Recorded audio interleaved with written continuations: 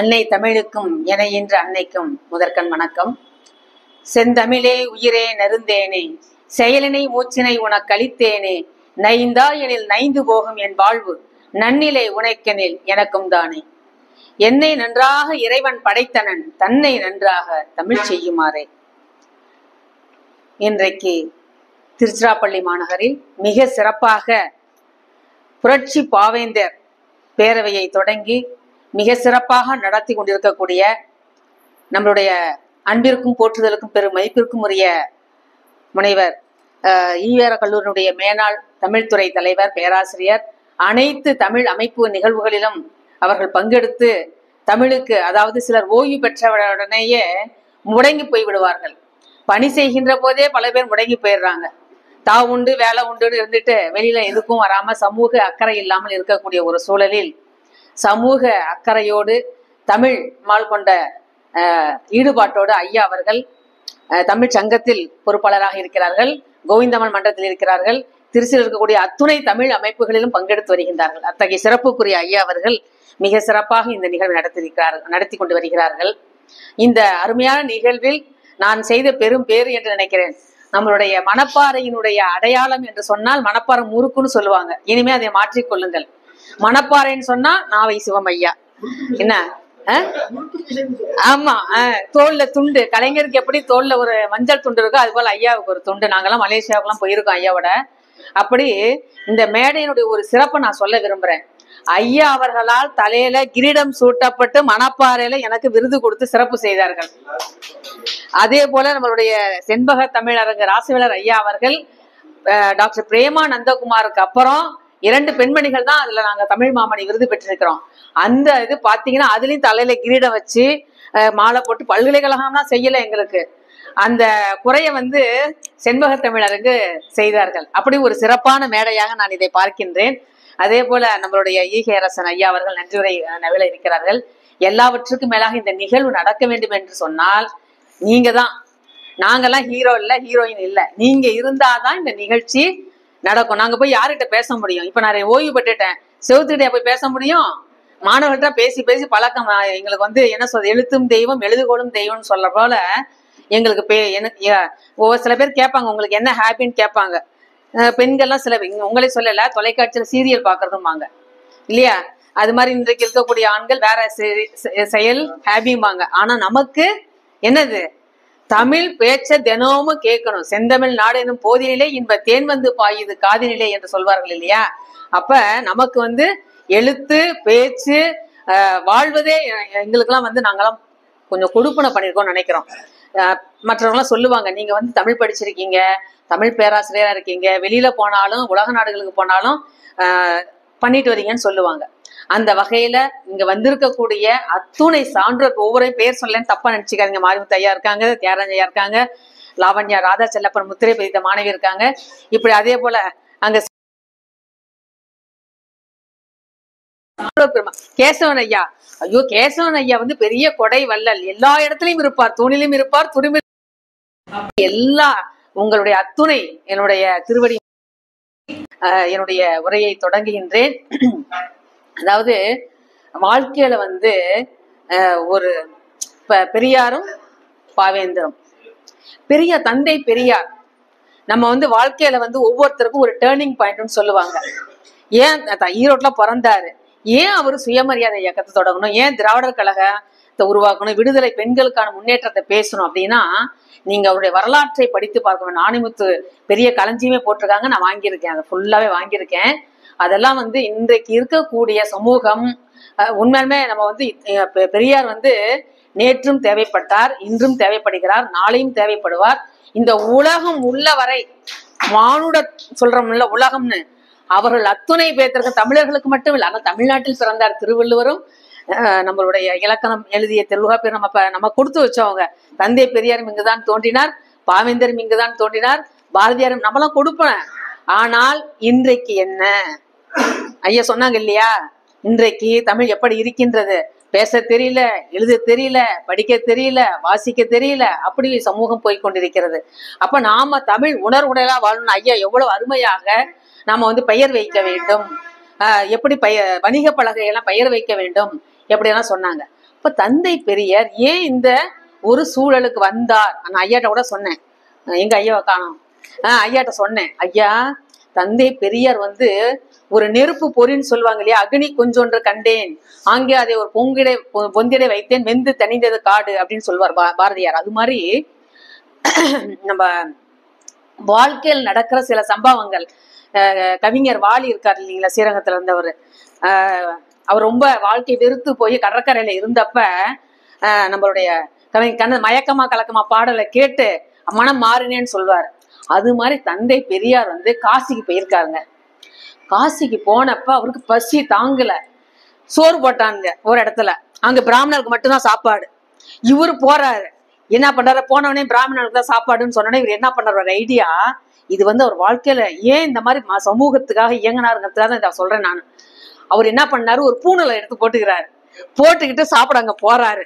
போனா அங்க இருக்க அவன் கண்டுபிடிச்சிட்டான், இவர் மீச இருக்குல்ல, மீச இருக்கிறத வச்சு இவன் பிராமின் இல்ல அப்படின்னு துரத்தி விட்டாங்க. அப்ப அந்த பசி இருக்கு பாத்தீங்களா, வயிற்றுக்கு சோறிட வேண்டும் இங்கு வாழும் மனிதருக்கெல்லாம் பயிற்சி பல கல்வி தந்து இந்த பாறை உயர்த்தர வேண்டும் என்று பாரதியார் சொன்னார். தனி மனிதனுக்கு உள்ள வேணையனே ஜகத்தினை அழித்திடுவோம்னாரு. அதே போல வள்ளுவரும் சொல்றாரு, இறந்தும் உயிர் வாழ்தல் வேண்டும் பறந்து கடுக உலக ஏற்றேன். ஏதை சொல்றேன்னா, பசி வந்துட 10 பறந்து போகும். அப்ப பிராமணனுக்கு தான் சாப்பாடு போடுவேங்கிறப்ப இந்த சமூகம் எப்படி என்பதை அவர் உணர்ந்து கொண்டார். அவருக்கு ஒரு ஞானம் அப்ப விழிப்படைகிறார். அடுத்து 2வது நிகழ்வு என்ன அப்படின்னு பாத்தீங்கன்னா, அவரு வீட்டுல தங்கச்சி பொண்ணையும் பையனையும் என்ன பண்றாங்க, அந்த மாதிரி இறந்துட்டோன்னே இவங்ககிட்ட ஒப்படைச்சு இருக்காங்க. அந்த குழந்தை 10 வயசுல திருமணம் ஆகுது. இந்த குழந்தைக்கு திருமணம் பண்ண உடனே அவர் இறந்து போயிடுறாரு, 6 மாசத்துல இறந்து போயிடுறாரு. இறந்த உடனே அந்த குழந்தை ஓடி வந்து இவர் காலில், பெரியார் காலில் விழுந்து, எனக்கு நான் கல்யாணமா கேட்டேன், எனக்கு ஏன் அப்படி கட்டி வச்சு என்னை இப்படி கஷ்டப்படுத்துறீங்கன்னு அழுதுது அந்த குழந்தை. உடனே பெரியார் என்ன பண்றாரு தெரியுங்களா, அந்த குழந்தைய அப்படியே தூக்கி நிப்பாட்டுறாரு. நிறுத்த அந்த நிமிடம் அவர் என்ன நினைக்கிறார் தெரியுங்களா, இந்த ஒளிச்சு கட்டணும் அப்படின்னு நினைக்கிறாரு. பெண்களை பற்றி நிறைய பண்ணியிருக்காரு பாருங்க. இன்னைக்கு நாளை இங்க நிக்கிறேன், அந்த அவங்க எல்லாம் வந்திருக்காங்க பேசுறாங்க, லாவண்யா அவங்க எல்லாம் படிச்சிருக்கோம்னா எதனால? அவர்னாலதான், தந்தை பெரியார்னால, மகாத்மா காந்தியடிகனால, திருவிக்கானால, பாவேந்தர்னால, பாரதியாரால. இன்னும் சொல்ல போனா வட இந்தியாவுல கல்வி அறிவு இன்னமும் மோசமா இருக்கு. நம்ம சமூகத்துல ஒரு பெரிய மாற்றம் ஏற்பட்டதற்கு நம்ம முன்னேற்றி ஏறுன்னு சொல்லுவாங்க கிராமத்துல, முன்னேறு சரியா போனா பின்னேறு சரியா போகுமாங்க. அப்படி தந்தை பெரியார் வந்து அந்த குழந்தைய வந்து என்ன பண்றாரு, அதெல்லாம் நீங்க படிச்சீங்கன்னா ரொம்ப சுவாரஸ்யமா இருக்கும். அவர் அதை அப்படி சொல்றாரு வரலாற்றுல. அந்த குழந்தைய அழைச்சி இவளுக்கு கல்யாணம் பண்ணி வைக்கணும்னு முடிவு பண்ணிடுறாரு. 2 மாப்பிள்ளைய பாக்குறாங்க, அது கெடுத்துறாங்க. ஐயோ இப்படிதான் கல்யாணம் தெரியுமில்ல உங்களுக்கு, 2ஆம் திருமணம் பண்றது கெடுத்துறாங்க. இவர் பிளான் பண்றாரு, மாப்பிள்ளைய பாத்துறாரு, சொந்தத்துல ஒரு மாப்பிள்ளைய பார்த்துட்டு என்ன பண்றாரு, நீ வந்து திருச்சி வழியா அப்படி சிதம்பரம் போ, இன்னொருத்தங்களை வேற ரூட்ல போய் நீ சிதம்பரம் போய் கல்யாணம் பண்ணிடுங்கிறார். இவர் வீட்டுல உட்கார்ந்து இருக்கிறாரு. அதுக்கு சொல்றாரு அவரு, நான் ஏன் தெரியுமா போகல, நான் போனா கண்டுபிடிச்சிருவாங்க, கல்யாணத்தை நிறுத்திடுவாங்க அப்படிங்கிறாரு. இப்ப இந்த 2 நிகழ்வும் நீங்க ஒரு இது மாதிரி நிறைய இருக்கு. அதாவது அவரோட வாழ்க்கை வரலாற்றை படிச்சீங்கன்னா, ஏன் அவர் இந்த மாதிரியான சமூகத்திற்காக பாடுபட தொடங்கினார் அப்படிங்கிறதுக்கு ஒரு அவருடைய வாழ்க்கையில் நடந்த சம்பவங்கள் தான் அவருக்கு இந்த மாதிரியான மாற்றத்தை ஏற்படுத்தியிருக்கிறது. அப்ப தந்தை பெரியார் அவர்களை பற்றி பாவேந்தர் என்ன சொல்றாரு, அதே மாதிரி பெரியாரை பற்றி பாவேந்தரை பற்றி பெரியார் என்ன சொல்றாரு அப்படின்னு பாத்தீங்கன்னா, அந்த வரிகளை அப்படியே நான் படிச்சு காமிக்கிறேன்.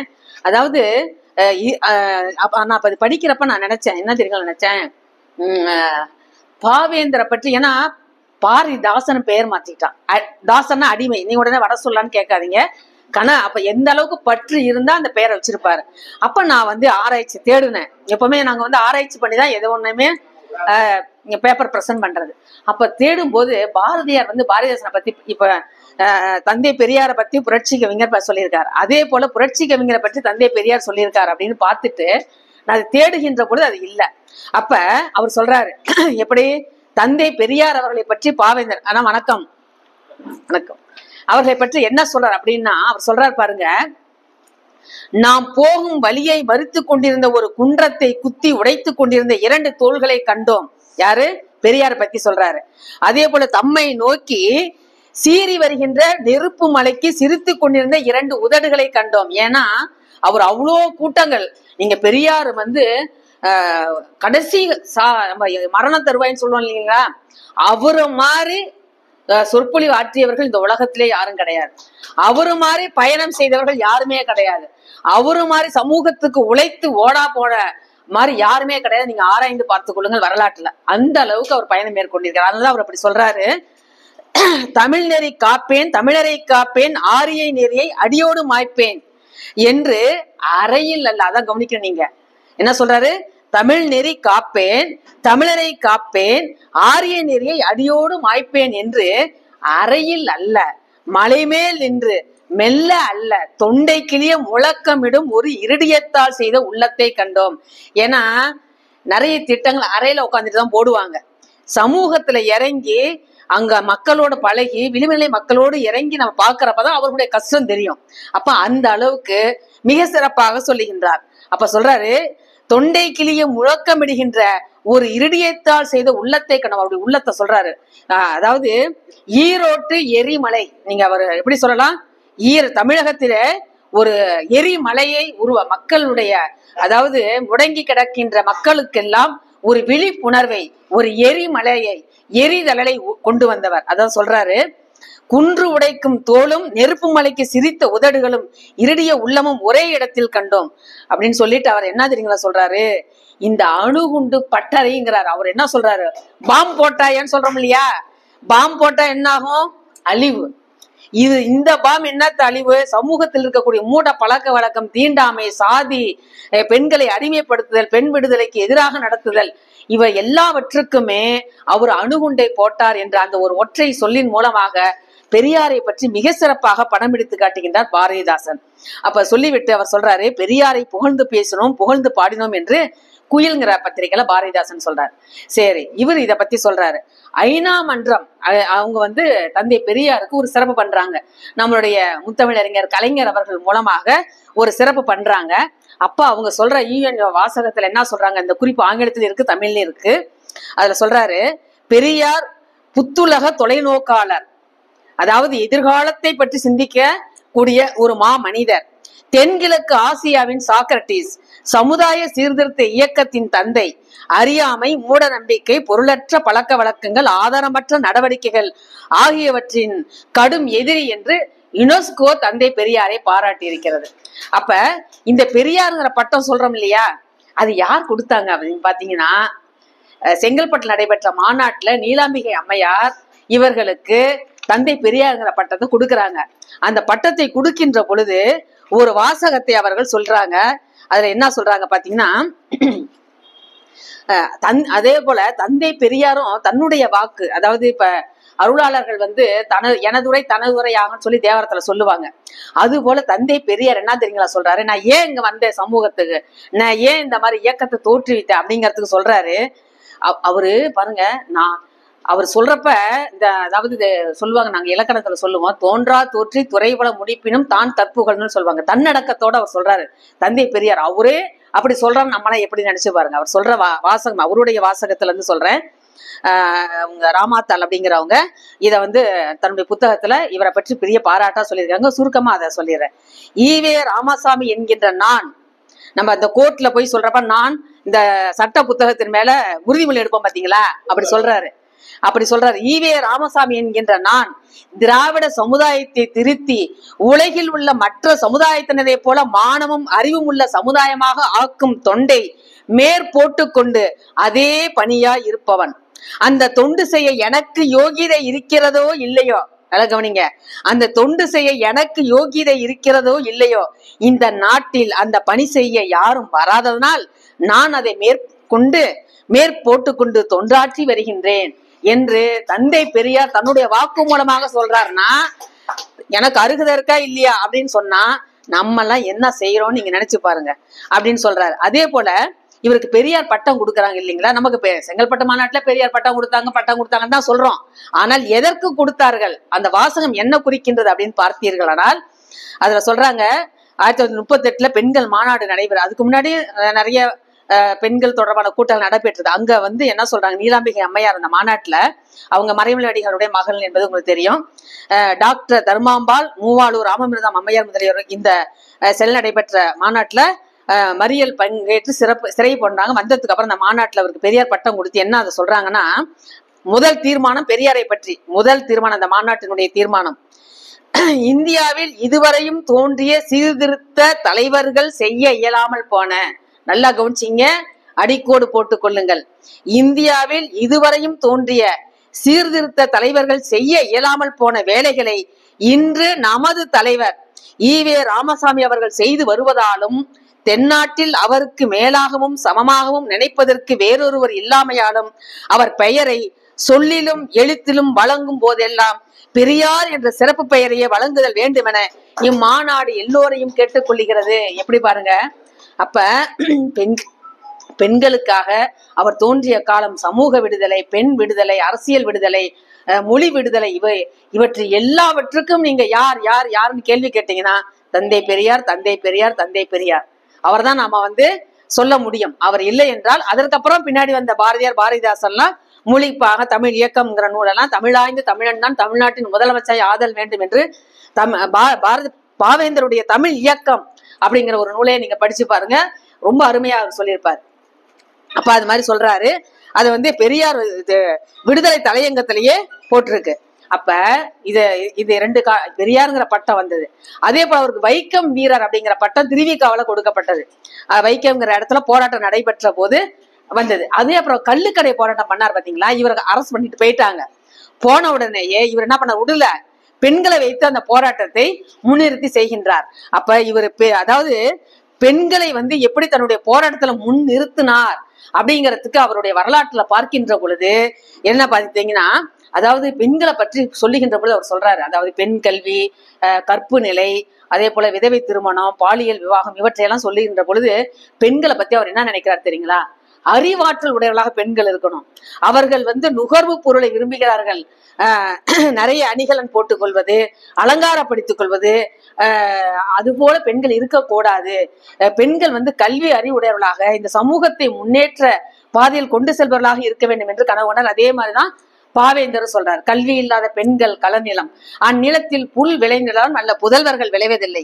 அதே போல பெண் குழந்தை தாளாட்ட சொல்றாரு, மூடத்தனத்தின் உடைநாற்றம் வீசுகின்ற காடு மணக்க வரும் கற்பூர பெட்டகமே அப்படின்னு சொல்றாரு. அதே போல பெண்ணடிமை பேசும் திருநாட்டில் மண்ணடிமை தீர்தல் முயற்கொம்பே அப்படின்னு சொல்றாரு. அப்ப அந்த அளவுக்கு பெரியாருடைய அந்த பாதையில ஐயா அருமையாக சொன்னாங்க. அதாவது பாவேந்தர் முதல்ல பக்தி இதா இருந்தாரு, இவருடைய பேச்சை கேட்டார். ஆனா ஒண்ணு, தமிழகத்துல தந்தை பெரியார் பேச்சை கேட்டு நிறைய பேர், என்னுடைய பேர சாமா பரிவன் ஐயா சொல்லுவாங்க, அவர் என்கிட்ட சொல்லியிருக்காரு, அவர் பேச்சை கேட்டு நான் வீட்டுக்கு பெரியார் பிள்ளையார் சிலை எடுத்துக்கொண்டு உடச்சிட்டோமா அப்படின்னாரு, என்கிட்ட சொல்லியிருக்காரு டிபார்ட்மெண்ட்ல. அப்ப என்னன்னா, அந்த ஒரு மெஸ்மரிசம்னு சொல்லுவாங்க இல்லையா, அவர் சரியா பேசுறாரு, சரியா சொல்றதுனால மக்கள் இடத்துல ஒரு மாற்றம் ஏற்படுகின்றது. இப்ப நீங்க கேட்கலாம், அவர் கடவுள் இல்லைன்னு சொல்றாரு. ஏன்னா கடவுளின் பெயரால் ரொம்ப இப்ப இன்னைக்கு பாத்தீங்கன்னா, நேற்றுக்கு கரூர்ல பாத்தீங்கன்னா காட்டு மிராண்டி கூட்டம்னு சொன்னார் இல்லையா, காட்டு மிராண்டிகள் மாதிரி 1 வயசு குழந்தை 7 வயசு குழந்தை எல்லாம் அழைச்சிட்டு போறாங்கன்னா, அப்ப அவங்களுடைய அறிவு சிந்திக்கலன்னு தான் அர்த்தம். பகுத்தறிவுன்னு சொல்றாரு இல்லையா, பகுத்தறிவு இல்லாத 6 அறிவதுவே அவற்றோடு மறந்தேன் தொல்காப்பியர்னு சொல்றாரு. அப்ப பகுத்தறிவு இல்லை என்றால் நல்லது எது கெட்டது எது என்று சிந்திக்கக்கூடிய சிந்தனை செய்ய வேண்டும் மனம். அந்த சிந்தனை இல்லை என்றால் நாம வாழ்க்கையில தொலைந்து போய் விடுவோம் என்று அவர் சொல்றாரு. அதுல சொல்றாரு, மதுவிலக்கு போர், அதுல நாகமையார் நிப்பாட்டுறாரு. சமூக சீர்திருத்த எழுச்சி போல தன்னுடைய தமக்கை மகன் நிப்பாட்டுறாரு. இந்தி எதிர்ப்பு பொருள் தர்மாம்மா அம்மையார் நிப்பாட்டுறாரு. சுயமரியாதை இயக்க கிளர்ச்சியில் மூவாளூர் ராமமிர்தம் அம்மையார் நிப்பாட்டுறாங்க. கைமை கொடுமை எதிர்ப்பில் மஞ்சுளாபாய் அம்மாவை நிப்பாட்டுறாரு. ஜாதி மறுப்பு கிளர்ச்சியில் காரைக்குடி விசாலாட்சி. இப்படி பல்வேறு போராட்டங்களில் பெண்களை முன்னிலைப்படுத்தி, மகளிரை முன்னிலைப்படுத்தி அந்த போராட்டத்திற்கு அவரு அதற்கு வித்திடுகிறார். அப்ப பெண்கள் சும்மா வீட்டுல இருக்க கூடாது அப்படிங்கறத அவர் சொல்றாரு. அதனாலதான் பெண்களுக்கு கல்வி வேண்டும் கொடித்தனம் பேணுதற்கே, பெண்களுக்கு கல்வி வேண்டும் மக்களை பேணுதற்கே, பெண்களுக்கு கல்வி வேண்டும் உலகினை பேணுதற்கே என்று சொல்றாரு. அப்ப பெண் கல்வி எவ்வளவு முக்கியம் அப்படிங்கறத நம்மளுடைய தந்தை பெரியாரும் பாவேந்தரும் மிக சிறப்பாக சொல்லியிருக்காரு. அதே போல இன்னைக்கு இடஒதுக்கீடு சமூக நீதி, ஆனா தமிழக அரசு தந்தை பெரியாருடைய பிறந்த நாளை சமூக நீதி நாளாக அறிவித்து அதை கொண்டாடி கொண்டு வருகிறோம். ஏனென்று சொன்னால் சமூக அந்த இடஒதுக்கீடு அந்த பிரதிநிதித்துவம் என்பது தந்தை பெரியார் இல்லாருன்னா கண்டிப்பா வந்திருக்காது. நீங்க நினைச்சு பாருங்க. அப்ப இன்னைக்கு ஆணிமுத்து அதான் இல்ல. அதாவது இந்த சமூகத்துல எந்த அளவுக்கு இந்த சாதி அந்த ஒரு இதனால இன்றைக்கும் நீங்கள் புள்ளிவரத்தை எடுத்து பாத்தீங்கன்னா இன்னைக்கும் பாத்தீங்கன்னா என்ன சொல்றாங்க தெரியுங்களா? நீதி அரசர்களாக இருக்கக்கூடியது, அமைச்சர்களா இருக்கக்கூடியது, அதிகாரிகளா இருக்கக்கூடியது எல்லாமே புள்ளிவரத்துல என்ன சொல்றாங்க? மேல்நிலை ஆதிக்கம் இருக்கின்றது அப்படின்னு புள்ளிவரத்துல சொல்றாங்க. அப்ப அதாவது அவர்களுக்குரிய இடத்தை கொடுக்க வேண்டும் என்று போராடியவர் தந்தை பெரியார். அதே போல விதவை திருமணம், கைமை குடும்பம் இவற்றையெல்லாம் ஒரு நிறைய சொல்றாரு. கற்பென்று சொல்ல வந்தால் அதை இரு கட்சிக்கும் பொதுவில் வைப்போம் அப்படின்னு சொல்றாரு பாரதியார். அதே போல கருப்பை, அதாவது கருத்தடைய முதல்ல பாடினவர் யாருன்னா நம்மளுடைய பாவேந்தர் தான். காதலுக்கு வழி வைத்து அதை சாத்தா கதை ஒன்று கண்டறிவோம் என்று முதலாக பாடியவர் பாவேந்தர் தான். அப்ப இந்த நிகழ்ச்சியில பார்க்கின்ற பொழுது பெண்களுடைய மூட நம்பிக்கையை தந்தை பெரியார் வந்து இந்த பொட்டு கட்டுற வழக்கம், அதே போல இந்த பண்டிகை கொண்டாடுறது, உருவ வழிபாடு, சோதிடம், நீங்க சொல்றீங்க சடங்குகளை தவிர்த்தல். இன்னைக்கும் நான் ஐயா கூட சொல்லியிருக்கேன், 99% ஜோதிடத்துல மூழ்கி கிடக்குது தமிழகம். உங்களுக்கு தெரியுமான்னு தெரியாது, நான் அனுபவத்துல சொல்றேன். என் பையனுக்கு பொண்ணு பாக்குற விஷயத்துல தெரிஞ்சுக்கிட்டேன். அந்த அனுபவம், ஐயோ தந்தை பெரியார், என் பையன் உண்மையை சொல்றேன், இந்த மேடையில என் பையன் இன்னொரு சின்ன பையன் அமெரிக்காவுக்கு சொல்றான், ஏமா இப்படி ஜாதகம் அனுப்பி சொல்றாங்கல்ல, நீ பேசாம தீக்காவளை பாருமானா, நான் எப்படா தீக்காக்காரங்கன்னு பாக்குறது அப்படிங்கிறேன். அந்த வீட்டுல பொண்ணு இருக்கா, நெடுஞ்சன் ஐயாவுக்கு பொண்ணு இருக்கானா கட்டி கொடுத்துட்டாரு என்ன. அதனால இப்ப அப்படி இருக்கு. உண்மையுமே ரொம்ப வேதனையா இருக்கு. இதை வச்சுட்டு ஒருத்தன் பொழப்பு பொழைச்சிட்டு இருக்கான், அந்த பரிகாரம் பண்ணு இந்த பரிகாரம் பண்ணு அப்படின்னு சொல்லிட்டு. என் பையன் சொல்றான், அதுக்கு சின்ன பையன்கிட்ட சொல்றான் ஒரு விஷயத்த. இந்த திருப்பைங்கன்னு ஒரு ஊர் இருக்கு பாத்தீங்களா, அங்க போய் வாழை மரத்துக்கு தாலி கட்டணுமாண்டா. நான் ஒரு முடிவு எடுத்துட்டேங்க கண்ணு. அவன் சொல்றான், தம்பி பேசிக்கிறத நான் கேட்டுட்டு இருக்கேன். என்ன தெரியுமா சொல்றான், ஐயா கேளுங்க, டேய் நம்மளாம் ஒரு முடிவு பண்ணிடணும், நமக்கு குழந்தை பிறந்தா நீ பார்த்து யாராவது அழைச்சிட்டு வந்து கல்யாணம் பண்ணி வச்சிடறேன், இந்த வேலையே வேண்டாம்டா அப்படின்னு இப்ப இந்த உரையாடல கேக்குறான்ல, அதை வச்சுட்டு சொல்றான்.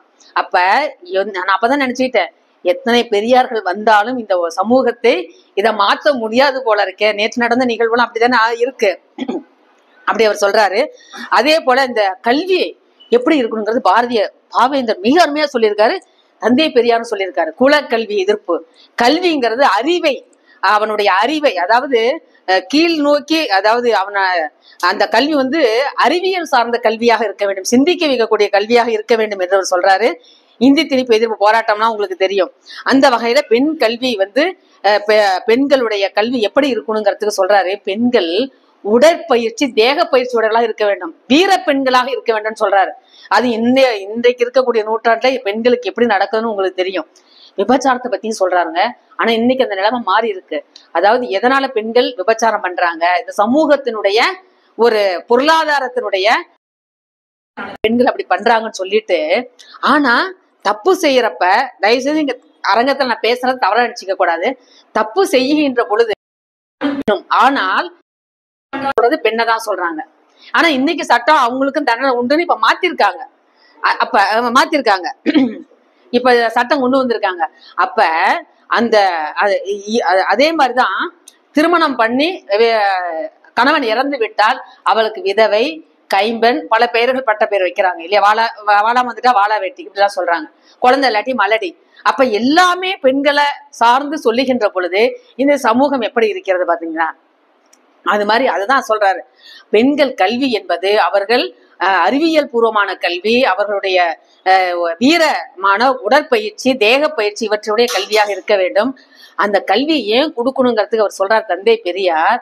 இந்த கல்வி கட்டுட்டா, இப்ப நாங்க கூட சொல்றோம், கல்வி கட்டுட்டா எல்லார் வீட்லயும் மாற்றம் வந்துருதா? நினைச்சு பாருங்க. நீங்க எத்தனை பேர் நீங்க நான் இந்த அரங்கத்துல சொல்றேன், எத்தனை வீட்டுல மருமகளையோ மனைவியோ அவங்களுக்குள்ள உரிமைய சுதந்திரத்தை கொடுக்குறாங்கன்னு நீங்க நினைச்சு பாருங்க இல்லையா. என்னுடைய கணவர் சட்டக்கல்லூரி பேராசிரியர், அடுப்பங்கரைந்து ஆராய்ச்சி கல்வி வரை எல்லா வேலையும் எனக்கு உறுதுணையாக இருந்தவர். நான் என் பையனே சொல்லுவான், அப்பா மாதிரி யாருமே இருக்க மாட்டாங்க அப்படின்னு சொல்லுவான். அதான் தந்தை பெரியார் சொல்றாரு. என்ன சொல்றாருன்னா, இந்த கல்வி அவங்களுக்கு பொருளாதாரம், தன்னுடைய காலில் நிற்கக்கூடிய ஒரு திறன். நான் அதாவது பேச போற இடத்துல நான் எல்லாம் சொல்லுவேன், பெண்கள் குழந்தைங்க கல்லூரிக்கெல்லாம் போறப்ப, கண்டுகளா நீங்க யாரையுமே நம்பாதீங்க, ஒருத்தரை மட்டும் நம்புங்க, கல்வியை மட்டும் நம்புங்க. பெண்கள் முன்னேற வேண்டுமானால் முதலாவது உபாயம் கல்வியே பாரதியார், இரண்டாவது உபாயம் கல்வியே, மூன்றாவது உபாயம் கல்வியை பாரதியார். அதுதான் அதே மாதிரி தந்தை பெரியார் சொல்றாரு, பாவேந்தர் பாரதிதாசன் சொல்றாரு. அந்த கல்வியின் மூலமாக அவர்கள் தன்னுடைய காலில் நிற்கக்கூடிய பொருளாதார சுதந்திரம், முடிவெடுக்கக்கூடிய சுதந்திரம், அல்லது மற்றவர்களுக்கு ஒரு சமூகத்திற்காக செய்ய வேண்டும் என்று சொன்ன ஆசைப்படுறாங்கன்னு வச்சுங்க. அப்ப என்ன பண்ணணும்? அவங்க கிட்டதான் போய் கேட்கணும் இல்லையா? செய்ய முடியாது. அல்லது தன்னுடைய இப்ப திருமணம் பண்ணவொடனே பெண்கள் வந்து கணவன் வீட்டுக்கு வந்துடுறாங்க இல்லைங்களா? அதே திருமணம் பண்ணவனே எத்தனை பேரு மனைவி வீட்டுக்கு போறவங்க இருக்கிறாங்க? இவங்க பெற்றோரை பாதுகாக்கணும் இல்லையா? நான் வந்து ஒரு சிந்திக்கிறதுக்காக தான் உங்களை நான் சொல்றேன். நம்ம அம்மா அப்பாவை கவனிக்கணும்னு கணவன் நினைக்கிறாரு. அதே அவங்க பேரண்ட்ஸ, அந்த பொண்ணுடைய பேரண்ட்ஸ நம்மளுடைய தாய் தந்தைய மாதிரி நம்ம கவனிக்கணும் அப்படின்னு ஆண்கள் நினைக்கணும். அதாவது ஒரு கிராமத்துல சொல்லுவாங்க, ஒரு கண்ணுல சுண்ணாம்பு ஒரு கண்ணுல வெண்ணெய், அப்படி இல்லாமல் சமமாக நீங்க அப்படி மட்டும் நேசிச்சு பாருங்க. அப்புறம் வந்து உங்க குடும்பமே வந்து நல்லதொரு குடும்பம், பல்கலைக்கழகமாக மகிழ்ச்சியாக இருக்கும். அங்க சண்டை வராது, சச்சரவு வராது. அதனாலதான் பாவேந்தர் சொல்றாரு, உவந்து ஒருவன் வாழ்க்கையை சரியா நடத்த உதவுவாள் பெரும்பாலும் மனைவி ஆவாள். அவளாலே மணவாளன் சுத்தி பெற்றான், அவளாலே மணவாளன் ஒழுங்கு பெற்றான், காதல் செய்யும் மனைவியே சக்தி கண்டீர் அப்படிங்கிறார். அடுத்து சொல்றாரு, கண்ணின் கடைப்பார்வை காதலியர் காட்டிவிட்டால் மண்ணில் குமரருக்கு போர்க்கடுகம் அப்படிங்கிறாரு. காற்றிலேறி பாரதியார் சொல்றாரு, காற்றிலேறி காதலின் கடைக்கன் பார்வையால காற்றிலேறி விண்ணையும் சாடுவோம் அப்படிங்கிறாரு. அப்ப அந்த அளவுக்கு காதல் சக்தி இருக்கு. அத இவரும் நல்லா பாவேந்தரும் காதலில நிறைய பாடியிருக்காரு. இதுல சொல்லிக்கொண்டே போகலாம். அதே போல மிக முக்கியமான ஒரு செய்தியை நான் சொல்ல விரும்புறேன்.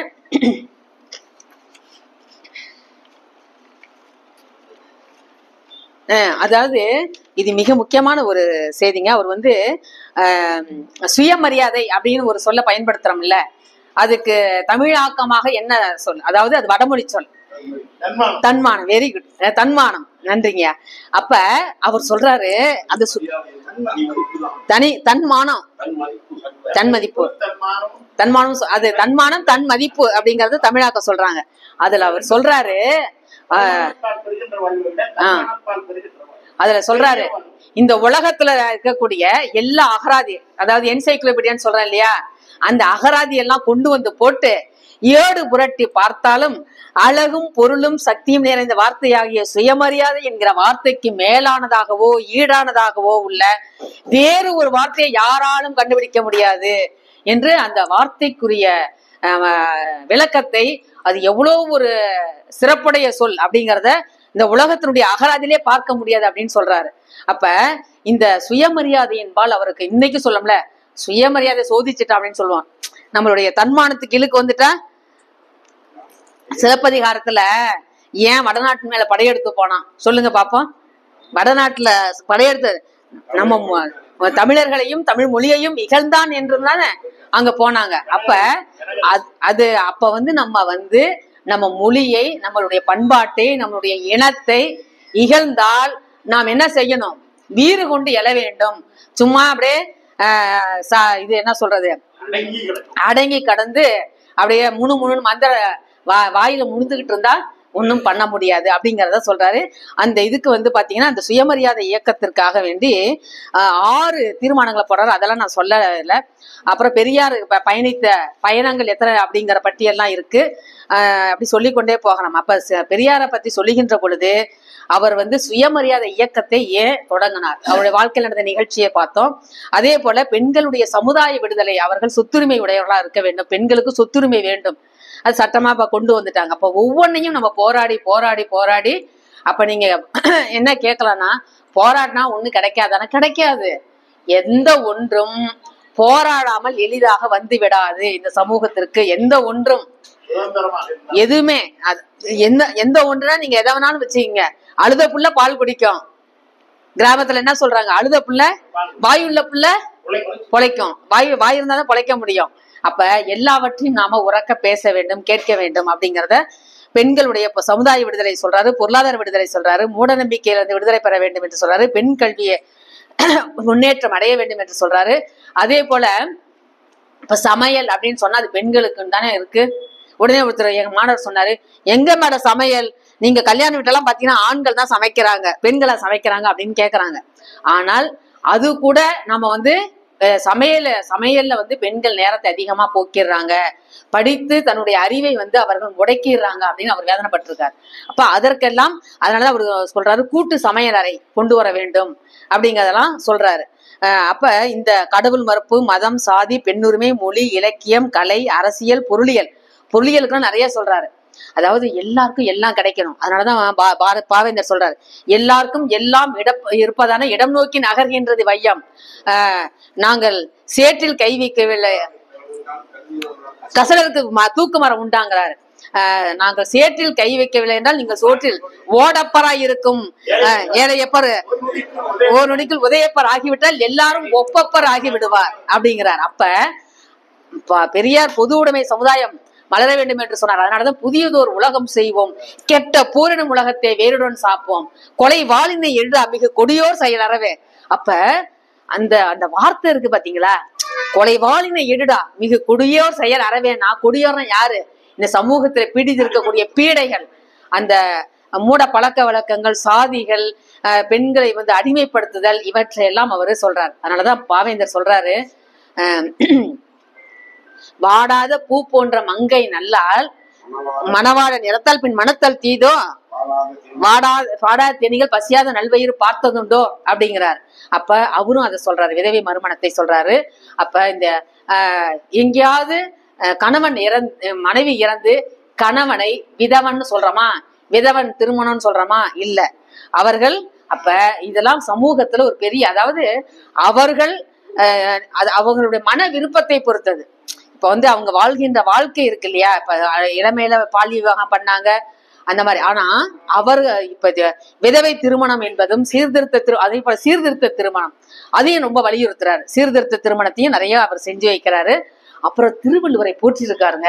தந்தை பெரியார் சென்னையில திருக்குறள் மாநாடு நடத்தி என்ன தெரியுமா சொல்றாரு, தமிழனுடைய பண்பாடு எது, தமிழனுடைய மொழி எது, தமிழனுடைய இலக்கியம் எது, இதையெல்லாம் தெரிந்து கொள்ள வேண்டும் என்றால் திருக்குறளை படியுங்கள் அப்படின்னு. திருவள்ளுவர் மேல ரொம்ப ஈடுபாடு. ஏன் தெரியுமா, அவர் ஒரு பொது உடைமைவாதி. பகுத்துண்டு பள்ளியர் ஓம்புதல் நூலர் தொகுத்தவற்றுள் எல்லாம் தலைன்னு சொன்னவர் இல்லையா.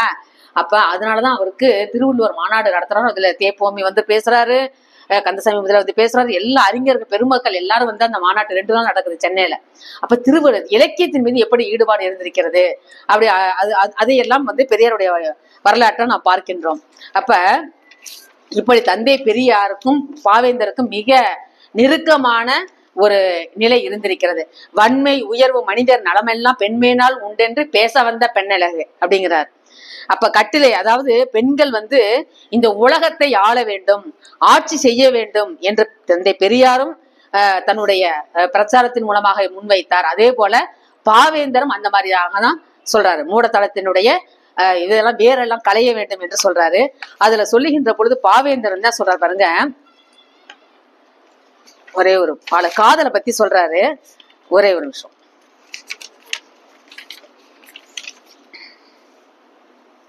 அவர் சொல்றாரு பாருங்க, தமிழர் என்று சொல்லிக் கொள்கின்றோம், நாமும் தமிழ்நாட்டின் முன்னேற்றம் விரும்புகின்றோம், எமதென்று சொல்கின்றோம் நாடோறும் தான், எப்போது தமிழனுக்கு கையாலான நமது உழைப்பை ஒரு காசை செலவு செய்வதோ. நம்ம வந்து செலவு செய்யறதுக்கு மனசு வரல அப்படிங்கிறத பாவேந்தர் பதிவு பண்றாரு. தமிழர் நலம் காக்க நாம் என்ன செலவு செய்தோம் அப்படிங்கிறத சொல்றாரு. நமது உழைப்பை ஒரு காசை செலவு செய்தோம், நாம் இதனை என்றேனும் வாழ்நாள் தள்ளில் அமைவாக குந்தி நினைத்தோமா. குந்தினா என்ன பாருங்க வார்த்தைய, உட்கார்ந்துங்கிறதுக்கு குந்தி நினைத்தோமோ இல்லை. அனைவரும் இவ்வாறு இருந்தால் எது நடக்கும்? இது இப்ப பாவேந்தர் சொல்றதை இன்னைக்கு நினைச்சு பாருங்க. தமிழருடைய நலம், தமிழருடைய முன்னேற்றம், தமிழருடைய எதிர்காலம், இவற்றையெல்லாம் நாம் நினைத்து பார்க்கின்ற பொழுது அமைதியாக இருந்தால், குந்தி நினைத்தால் ஒன்றும் நடக்காது என்பதை மிக அருமையாக சொல்றாரு. உனக்கு வந்த நலம் எமக்கு வந்ததாகும். அதாவது தமிழருடைய வாழ்க்கை வந்து பாத்தீங்கன்னா அப்பையில இருந்தே உலகு தெளிவிய பார்வை உடையவன் தமிழன். யாதும் ஊரே யாவரும் கேளீர் என்று பாடினார் கணியன் பூங்குன்றனார். கம்பரும் சொல்றார், உலகம் யாவையும் தாமுல வாக்களும். சேக்கிலார் சொல்றார், உலகலாம் உணர்ந்து ஓதற்கரியவன். அப்ப இந்த உலகு தெளிவிய நக்கீரர் திருமுருகாற்று படையில சொல்றாரு, உலகம் ஒப்ப வளநேர்வு திருதரு பலர் புகழ் ஞாயிறு கடற்கண்டாங் என்று நக்கீரர் திருமுருகாற்று படையில சொல்றாரு. அப்ப இந்த உலகு தெளிவிய பார்வை, ஒன்றே குலம் ஒருவனே தேவன் பேரறிஞர் அண்ணா சொல்றாரு. அப்ப அது சொல்றாரு, தமக்கென வாழ்ந்தது சாவுக்கு கொப்பாகும், தமிழுக்காக வாழ்வதே வாழ்வாகும். அதனாலதான் தன்னுடைய உடல் உயிர் எல்லாமே அவர் என்ன சொல்றாரு, தமிழுக்காக வாழ்கின்ற வாழ்க்கை தான் நிறைவான வாழ்க்கை என்பது பாவேந்தருடைய ஒரு எண்ணமாக, ஒரு கருத்தாக, ஒரு தீர்க்க தரிசனமாக இருந்தது. அதனாலதான் அவர் சொல்றாரு, நல்லுயிர் உடம்பு செந்தமிழ் மூன்றும் நான் நான் நான். அவருடைய உடம்பில் ஓடுது, நம்ம உடம்புனால என்ன ஆகுது, ஏ ஓடுது, பி ஓடுது, ஓபி ஏபி ஓடுதுன்னு சொல்லுவோம் இல்லையா. பாரதிதாசன் உடம்புல என்ன ஓடும், ஓடும். தந்தை பெரியார் உடம்புல என்ன ஓடும், சுயமரியாதை இயக்க ரத்தம் ஓடும் அவர் உடம்புல இல்லையா. அப்ப அந்த அதாவது எண்ணம். அதனாலதான் சொல்றாரு, சொல்லுதல் யாருக்கும் அறியவும் சொல்லிய வண்ணம் செயல் சொல்றாருல, சொல்வேறு செயல் வேறுபட்டார் தொடர்புங்கிறாரு. அப்ப என்ன நினைக்கிறோமோ எண்ணியர் எண்ணியாக எய்துவர் எண்ணியர் திண்ணியராக பெறேன் திண்ணியராக பெறேன். இந்த சமூகம், அதாவது தந்தை பெரியார் தனக்காக வாழவில்லை, இந்த நீங்க நினைக்கலாம் தமிழருக்காக வாழ்ந்தார், தமிழுக்காக வாழ்ந்தார். இல்லை, உலக மக்களுக்காக வாழ்ந்தார் தந்தை பெரியார். உலகு தழுவிய பார்வை அவருக்கு இருந்தது. உலக மக்கள், மாந்த இனம் நன்றாக, இன்றைக்கு எத்தனை நாடுகள்ல போர்க்காலங்கள் பெண்களுடைய நிலை, குழந்தைகளுடைய நிலையெல்லாம் பார்க்கின்ற பொழுது இன்றைக்கு தந்தை பெரியார் இருந்தால் கண்ணீர் வடித்திருப்பார். அப்ப அந்த மனிதநேய பார்வை, மனித நேயம் என்பது இந்த மானுட சமூகத்தின் மீது இருக்க வேண்டும் தந்தை பெரியாருக்கு.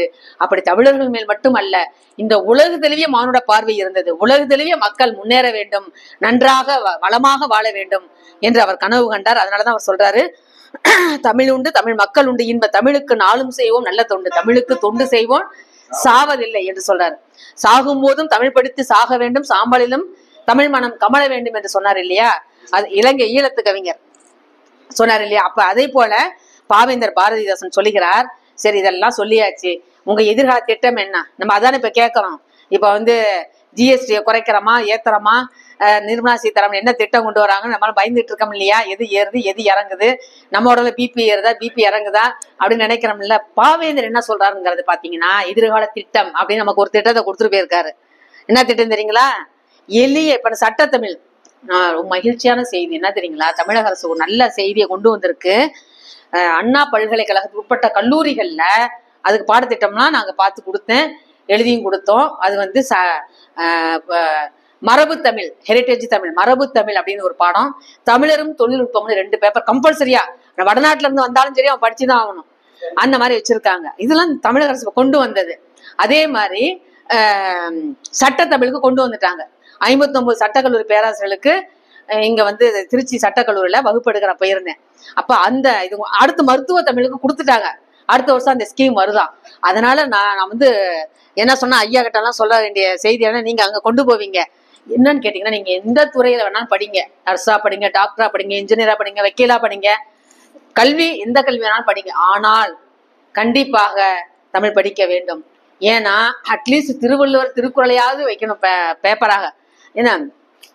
ஏன்னா அப்பதான் இப்பெல்லாம் இருக்கக்கூடியவர்கள் தமிழ் உணர்வோடு இருக்காங்கன்னா அவங்களுக்கு பாடம் நடத்திய தமிழ் ஆசிரியர்கள். பாவேந்தர் பாரதிதாசன் சொல்றாரு, யாருக்கிட்ட நான் தமிழ் படிச்சேன்னு ஒரு பெரிய பட்டியலே கவிதையே ஏற்றிருக்கிறாரு. நல்ல தமிழ் இலக்கியம் இலக்கணம் சொல்லி கொடுத்தாங்க அப்படிங்கிறாரு. அதனாலதான் என்ன சொல்றாங்க தெரியுங்களா, கிராமத்துல உன்னுடைய நண்பனை சொல் உன்னை யார் என்று சொல்கிறேன், நீ படிக்கின்ற நூலை சொல் உன்னை யார் என்று சொல்கிறேன் அப்படின்னு சொல்றோம் இல்லையா. உனக்கு சொல்லி கொடுத்த வாத்தியார் யாருன்னு கேட்பாங்க. இப்ப நாங்க மாணவர்கள் இருக்கிறாங்க, வகுப்பெடுக்க போய் நல்லா பாடம் நடத்துறேன்னு, உனக்கு எவன்டி சொல்லி கொடுத்தான், உன்னை எவன் வளர்த்தான், கல்யாணம் பண்ண பொண்ணு தப்பு செஞ்சுங்க, என்ன உங்க அம்மா இதான் சொல்லி கொடுத்தாளா அப்படின்னு சொல்றோம் இல்லையா.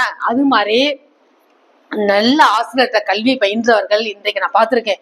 சட்டத்துறையிலும் சரி, பொறியியல் துறையிலும் சரி, அமெரிக்காவிலையும் சரி, நல்ல தமிழ் உணர்வோடு தமிழ் தொண்டு செய்யறாங்க. அமெரிக்காவில் இருக்கக்கூடிய பள்ளிகள் எல்லாம் பாத்தீங்கன்னா வாரம் சனி ஞாயிறு, அதாவதுங்க ஒண்ணு சொல்றேன், இங்க இருக்கிற நமக்கு நம்ம அருமை தெரியல, இங்க இருக்கிறதுனால அமெரிக்காவில போய் பாருங்க, வாரம் சனி ஞாயிறு சிஇஓவா இருக்கிறவங்க, இன்ஜினியரா இருக்கவங்க, எல்லா பதவியா இருந்தாலும் சரி அதெல்லாம் தூக்கி போட்டுட்டு சன்னார் அவங்க எல்லாம் என்ன பண்றாங்க, அந்த குழந்தைங்களுக்கு வகுப்படுக்க வந்துடுறாங்க. இதுக்கு சம்பளம்லாம் கிடையாது, தொண்டு. அதனாலதான் நீங்க பாத்தீங்கன்னா இதை என்ன தமிழ் பணின்னு சொல்லக்கூடாது, நம்ம தமிழ் தொண்டுன்னு தான் சொல்லணும். அவங்க வந்துடுறாங்க சனி ஞாயிறுலாம் அவங்களுக்கு வகுப்பு எடுக்கிறாங்க. நான் அத்தனை பேரை பார்த்தேன், எல்லா கம்பெனில இருக்கவங்க எல்லாம் அந்த குழந்தைங்களுக்கு நான் கூட போய் அவங்க வகுப்பு எடுத்தேன், பேசினேன். ஏன் இதை சொல்றேன்னா, அங்க போறப்பதான் தெரியும் நமக்கு அருகில் இருக்கிறப்ப தெரியாது நம்மளுடைய அருமை. அங்க போறப்ப நம்மளுடைய மொழி இலக்கியம், ஏனென்றால் நம்ம மொழி பண்பாடு இனமே அழிந்துவிடும். அப்ப அதை காப்பாற்றணும். அது மாதிரி ஏதாவது ஒரு நிகழ்வுனா அவங்க வந்து தமிழனுடைய ஆடை உடுத்திட்டு வராங்க. அந்த குழந்தைங்க, அந்த பெண்கள், ஆண்கள் எல்லாருமே அது மாதிரி நல்ல ஒரு இன்னைக்கு உலகம் முழுவதும் நம்ம மொழி பண்பாடு பரவி இருக்கு அப்படின்னா அதுக்கு காரணம் ஈழத்தமிழர்கள்.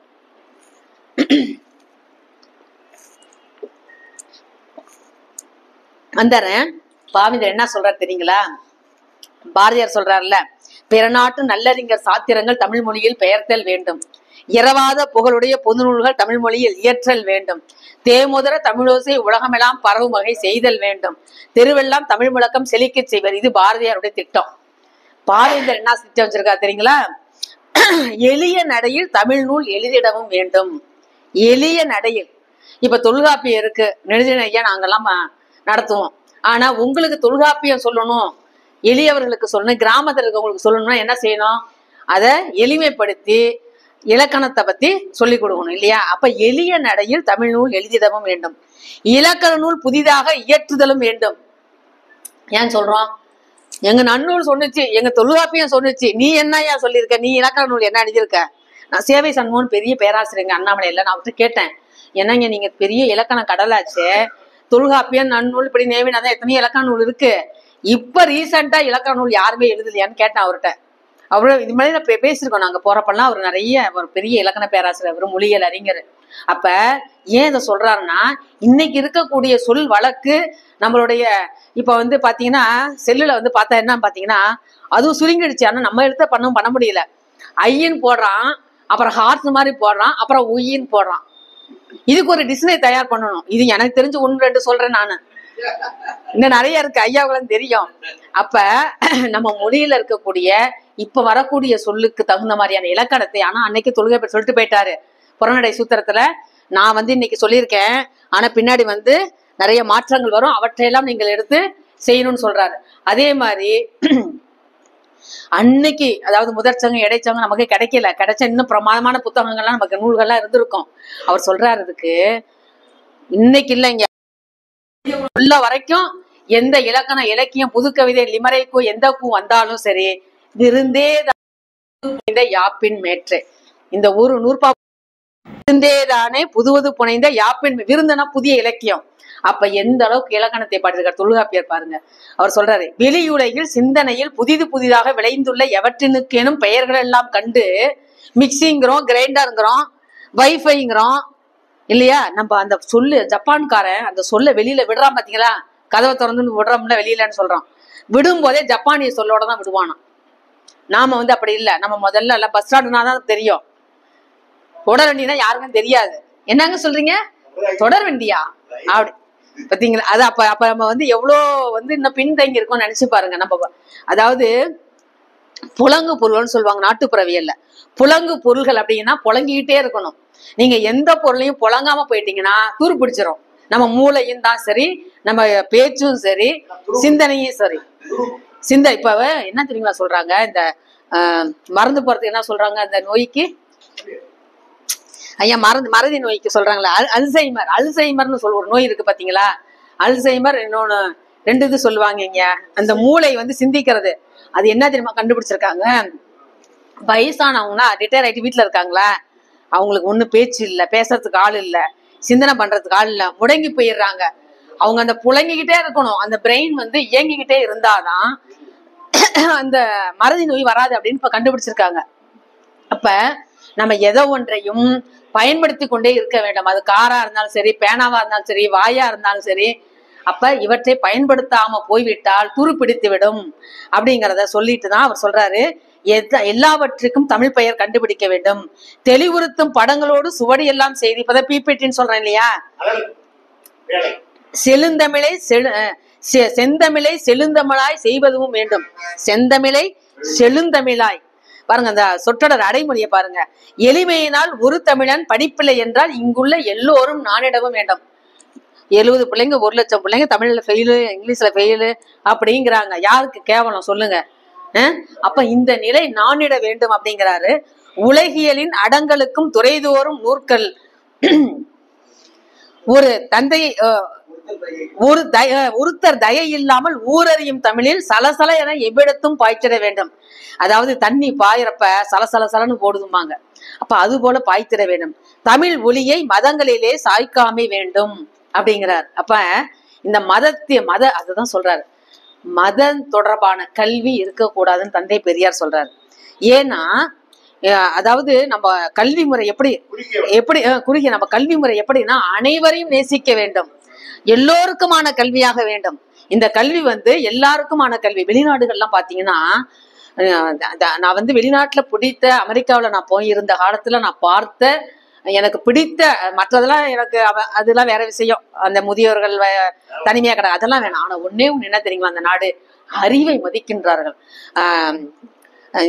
Stanford university, California university, Berkeley university எல்லாம் போறப்ப அங்க உரையாடுகின்ற பொழுது அங்க அட்மிஷன் நம்ம எடுக்கிறாங்க பாத்தீங்களா, இந்த அரசியல், சிபாரிசு, லஞ்சம், ஊழல், வாத்தியார் வேலைக்கு போறதும் சரி, படிக்க வரவங்க கிட்டையும் சரி, எவனும் கிட்ட போக முடியாது. அந்த அறிஞர்கள் குழு இருந்து ஆராய்ச்சி பண்ணி இப்ப நேத்திக்கு என்ன தெரியுங்களா சொல்றாங்க, அமெரிக்கால இங்க வந்துடணும். இப்ப இந்த இது பிரச்சனை நடக்குது இல்ல, அதுக்கு கேக்குறாங்க சென்ட்ரல் கவர்மெண்ட்ல என்ன கேக்குறாங்க தெரியுங்களா, நீங்க அங்க அதுதான் ஒரு பெரிய ஆராய்ச்சி திட்டத்துக்கு பணம் கொடுத்தாங்கன்னா அந்த ஆராய்ச்சி திட்டத்தை தோல்வி அடைஞ்சிட்டா இங்க என்ன தெரியல போனா உனக்கு ஒண்ணும் தெரியல, போ மூடிட்டு போ, இந்த திட்டத்தை மூடிட்டு அப்படின்னு மூடிலா பண்ணிடுறாங்க. அங்க என்ன பண்றான், அந்த ஆராய்ச்சி திட்டம் தோல்வி அடைஞ்சிட்டா அவனை இன்னும் கூடுதலா பணம் கொடுத்து ஏன் தோல்வி அடைஞ்ச, எதனால தோல்வி வந்தது, இதுல இருந்து அடுத்த கட்டத்துக்கு நகரு, அடுத்த கட்டத்துக்கு நீ ஆராய்ச்சி பண்ணு அப்படின்னு அங்க ஆராய்ச்சிக்கு முன்னுரிமை தராங்க. அங்க ஆராய்ச்சிக்கு முன்னுரிமை, இங்க ஆராய்ச்சிக்கு முன்னுரிமை. எந்த ஒரு துறையும், அது ஆங்கில துறையோ தமிழ் துறையோ, எல்லா துறைகளுமே ஆராய்ச்சி துறையில் சிறப்பாக அது வளர்கின்ற பொழுதுதான் அடுத்த படிநிலையை முன்னேற்றத்தை அடையும். இப்ப நம்ம வச்சிருக்கோமே கூகுள்னு வச்சிருக்கிறோம், என்னமோ எக்ஸ் தளம் அந்த தளம்னு வச்சிருக்கோம். எதை பயன்படுத்துறோம், அவன் கண்டுபிடிச்சதான் பயன்படுத்துறோம். அவனுக்குதான் நம்ம அடிமையா இருக்கோம். நம்மளுடைய எல்லா டேட்டாவும் எங்க இருக்கு, அமெரிக்காவில இருக்கு. நம்ம என்ன நினைக்கிறோம், நம்ம அந்த காலத்துல என்ன சொல்லுவோம், நம்மளுடைய எல்லா டேட்டா சித்திரகுப்தன்ட்ட இருக்கு, யமதர்மன்ட்ட இருக்கு, எழுதுறான், கணக்கு எழுதுறான்னு சொல்றான். ஆனா இன்னைக்கு நம்மளுடைய எல்லா தகவல்களும் ரகசியங்களும், இப்ப ஐயா இங்க இருக்காருன்னா இவர் என்ன பண்ணிட்டு இருக்காரு, எங்க போறாரு, என்ன செய்யறாரு, வீட்டுல போய் சொன்னா பிடிச்சிருவாங்க, கண்டுபிடிச்சிருவாங்க. இது நடந்ததுங்க. வெளிநாட்டுல ஒரு கணவன் என்ன பண்றாரு, தன்னுடைய மனைவி என்ன செய்யறாங்கன்னு பாத்துருக்காரு. பாக்குறப்ப அவங்களை கண்டுபிடிச்சவனே பெரிய பிரச்சனை ஆயிடுச்சு, கோர்ட் வரைக்கும் போயிடுச்சு. தெரிஞ்சேனா நான் ஒரு உள்ளுரை இறைச்சியோட சொன்னேன் உங்ககிட்ட, குறிப்பா சொன்னேன். அப்ப இப்படி இருக்கு. அதனால் நாம் செய்வது எல்லாமே அப்படி ஆகி கொண்டிருக்கிறது. அதனாலதான் தந்தை பெரியாரை சொல்லுகின்ற பொழுது குரல் அற்றவர்களின் குரலாக அவர் விளங்கினார். குரல் அற்றவர்களின் குரலாக, அதாவது வாய்ஸ் ஆஃப் த வாய்ஸ்லெஸ் சொல்லுவோம் இல்லையா ஆங்கிலத்துல, அது மாதிரி எல்லாருக்குமான குரலாக அவர் ஒலித்தார். இன்றைக்கு அப்படி ஒலிப்பதற்கு யார் இருக்கிறார்கள்? இன்றைக்கு அப்படி ஒலிப்பதற்கு யாரும் இல்லை என்பதை நினைத்து பார்க்க வேண்டும். அந்த வகையில் நம்மளுடைய தந்தை பெரியார் அவர்களும் நம்மளுடைய பாவேந்தர் பாரதிதாசன் அவர்களும் ஒரு செடியில் பூத்த இரு மலர்கள் போல இந்த சமூகத்திற்காக மனமீசி இந்த சமூகத்தை நலமுடைய வளமுடைய சீர்திருத்தமுடைய சமூகமாக மாற வேண்டும், மிளிர வேண்டும் என்று அவர்கள் விதை போட்டுவிட்டு சென்றிருக்கிறார்கள். அந்த விதையில் சிலவற்றை உங்களிடத்தில் நான் தூவினேன். இன்னும் சொல்லுவாங்கல்ல, போற்றுவார் போற்றற்றும் புழுதிவாரி தூற்றுவார் தூற்றற்றும் ஏற்றதொரு கருத்தை எடுத்து சொல்லுவேன் சொன்னதை போல அவருடைய கருத்தை ஏற்று நம் வாழ்க்கையில் தந்தை பெரியார், பாவேந்தர் பாரதிதாசன், மகாகவி பாரதியார் இவர்களுடைய வழியில் நாம் நடந்தால் நம்முடைய சமூகம் முன்னேறிய சமூகமாக, உலகத்திற்கே தமிழ் சமூகம், உலகத்திற்கே வாழ்க்கையை கற்றுக் கொடுத்த சமூகம். அதனாலதான் மகாகவி பாரதியார் சொல்றாரு, எல்லோரும் அமர நிலையை எய்தும் நன்முறையை இந்தியா உலகிற்கழிக்கும். ஆம், இந்தியா உலகிற்கழிக்கும். ஆம் ஆம் இந்தியா உலகிற்கழிக்கும் என்று சொல்லுகின்றார். அந்த வகையில் நாம் உலகத்திற்கே வழிகாட்டியாக விளங்குகின்ற நிலையில் இந்த சமூகம் இருக்க வேண்டும் என்று சொல்லி இத்தகைய வாய்ப்பை கொடுத்த புரட்சி பாவேந்தர் பேரவைக்கு என்னுடைய நன்றியை சொல்லி இடம் சார்கிறேன். என்னுடைய நன்றி மலர்கள் உங்களுடைய திருவடிகளுக்கு வந்து சேர்ந்திருக்கும். நன்றி, வணக்கம்.